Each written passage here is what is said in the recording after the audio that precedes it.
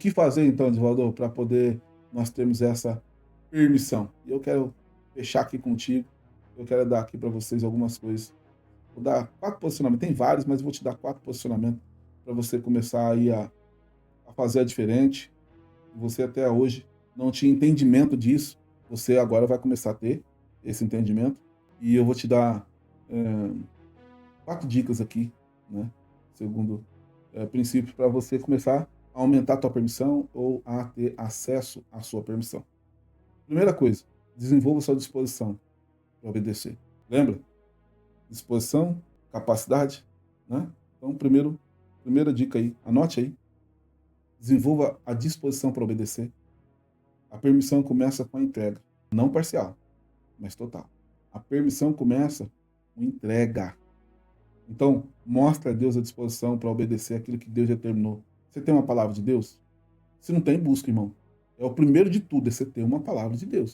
Se você tem uma palavra, Deus liberou essa palavra, Deus confirmou essa palavra, você tem convicção dela? Então vai para cima. Mostra para Deus que você está com disposição. Para de ficar sendo travado por causa de homens. Para de ficar tentando agradar os outros. Porque muitas vezes, quando nós vivemos para agradar outras pessoas, nós somos parados. Porque enquanto o elogio faz você, incentiva você a avançar, a crítica vai fazer você parar. Então não seja motivado pelos elogios, para que você depois não seja paralisado pelas críticas. Não faça porque você tem uma palavra de Deus. Faça porque você tem uma direção de Deus. Amém? Segundo, fortaleça a sua capacidade espiritual e emocional. Fortaleça-se, porque vai chegar o dia do confronto, vai chegar o dia da decisão e você vai precisar sustentar. Use os seus dons, estude a palavra de Deus, fortalece o seu espírito. A Bíblia fala assim que a carne é fraca, mas o espírito é pronto. Sabe o que isso quer dizer? Que o espírito seu e o meu, ele já sabe o que precisa ser feito. Só que ele não tem força. Quantas vezes você tem orado? Quantas vezes você tem lido a Bíblia? Você tem jejuado? Dá para o teu espírito, porque ele já sabe o que precisa fazer. Fortalece ele, para que no dia do confronto você possa ter capacidade para suportar. Porque naquele dia a Bíblia fala assim que Jesus ele jejuou, Jesus antes de começar o ministério. Por quê? Porque ele foi levado pelo Espírito Santo para ser provado. E por isso ter sido provado, ele jejuou. Você já sabe, se você vai entrar numa chamada, você vai começar o teu ministério, Jesus se preparou para entrar no ministério. E eu não estou falando aqui ministério aqui, não estou falando aqui sobre o ministério dentro da igreja, não. Eu estou falando do teu ministério no reino de Deus. Porque o ministério não consiste só dentro da igreja. Algumas pessoas são chamadas a cumprir um ministério dentro da igreja. Mas a sua grande maioria, eu tenho certeza que é muito mais de 80%, 90% das pessoas, o ministério é fora da igreja, irmãos. Vai ver que até Jesus mesmo, o ministério dele foi consumado fora. Então talvez o seu ministério seja fora. E para isso você precisa estar revestido. Para isso você precisa estar fortalecido. Não basta ser ungido de Deus. É preciso ser estruturado. Amém? Então se fortaleça, se capacita, fortaleça a sua capacidade espiritual e emocional.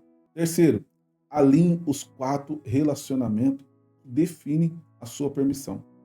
Esse aqui é uma das que eu vou estar trazendo aqui, talvez amanhã ou depois, eu vou estar trazendo aqui, vou estar falando para você sobre os relacionamentos, né? Porque são os relacionamentos que definem a permissão. Todo acesso para você aumentar, não tem como sem alinhar os relacionamentos. Quais são os relacionamentos?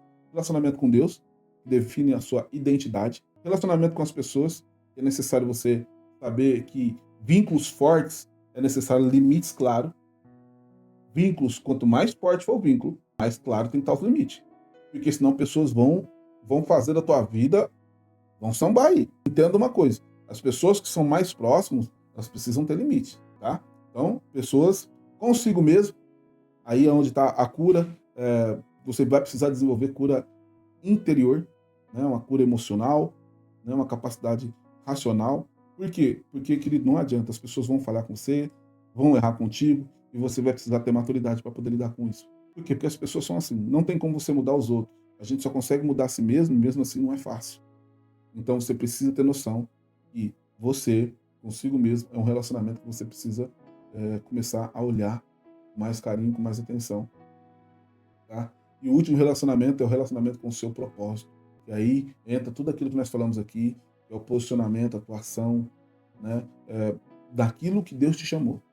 Na busca de fazer e viver aquilo que Deus tem para a tua vida. Entenda que Deus te chamou para algo específico. Às vezes você pode estar servindo em alguma área, mas não é necessariamente aquilo que Deus te chamou. Tá? Então, é só para você entender, depois eu vou estar fazendo uma live para falar sobre esses 4 relacionamentos, talvez dependendo da hora, do dia que você está assistindo essa live aqui, você já vai ter percebido aí que já está, que talvez já até tenha os 4 relacionamentos aí, tá? Liberado para você. E por último aqui, a última dica para você aumentar a tua permissão ou ter acesso a essa permissão bíblica, pare de agir como servo e se posicione como filho. Pare de se vangloriar, porque tem gente falando, "Nossa, eu sou servo de Deus, eu sou um servo de Deus." Não. Entenda que ser servo, e aqui eu quero te dar uma história que eu falo muito, e eu conto isso no meu livro, e se ele não tiver liberado ainda, a mentalidade certa, né? No livro eu conto um pouco dessa história, eu quero contar aqui para você. Sobre essa questão de você parar de agir como servo e se posicionar como filho de Deus. É a história da caneta. Não sei se você já me ouviu, mas uma caneta. Essa caneta aqui, você concorda comigo que a pessoa que fez ela com um propósito, certo? O propósito da caneta é escrever, você concorda comigo? O cara que fez ela com o propósito de escrever. Então, se ele colocou uma quantidade de tinta aqui dentro, eu posso afirmar para vocês que a pessoa que criou essa caneta, criou ela com uma finalidade de escrever, e eu posso falar para você que quando concluir, quando acabar a tinta dessa caneta, ela conseguiu cumprir com o seu propósito. Amém ou não? Concorda? E quando essa caneta aqui finalizar a tinta dela, ela concluiu o propósito, certo? Só que você concorda comigo que essa caneta aqui, uma mulher, ela consegue prender o cabelo? Concorda? E a mulher amarra o cabelo e... Concorda que ela consegue? E prende bem, prende ou não prende? Se você é mulher, você sabe. Ela prende bem.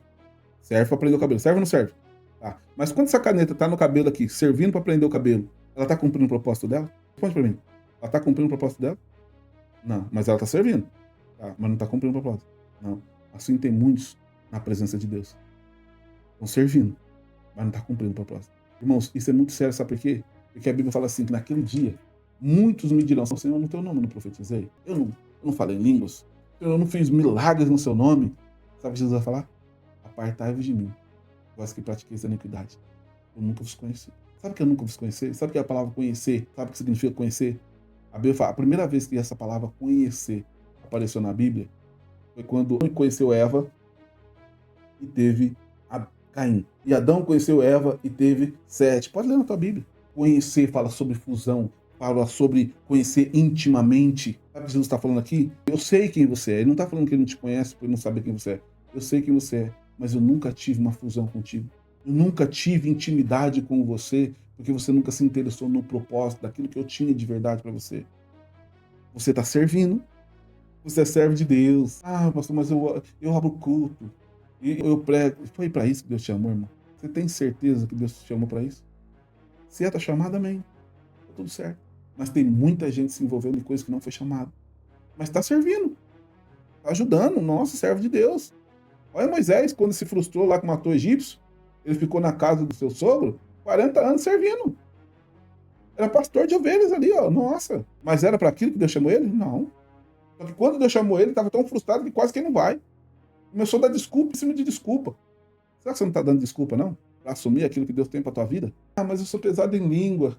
Não, chama meu irmão Arão. Meu irmão Arão, ele é bom nisso aí, eloquente. Não, não. Moisés, o que eu tenho para tua vida é para tua vida. O que teu irmão é para a vida do teu irmão. Eu vou chamar teu irmão para ir contigo. E olha o que Deus fala para Moisés. Ô Moisés, eu vou chamar teu irmão para ir contigo. Você vai ser como Deus para ele e ele vai ser como profeta para você. Porque o que eu tenho contigo é com você. Eu falo com você, você fala com teu irmão. E teu irmão fala com quem tem que falar. É a tua chamada. Entende?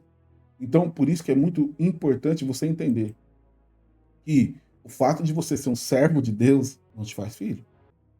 Servo implora. O filho, ele herda. Simplesmente herda. É uma herança. E aí você pode estar meditando aí em Tiago 2,17, João 15,15, até mesmo em Romanos 12, 2, para você estar refletindo sobre isso.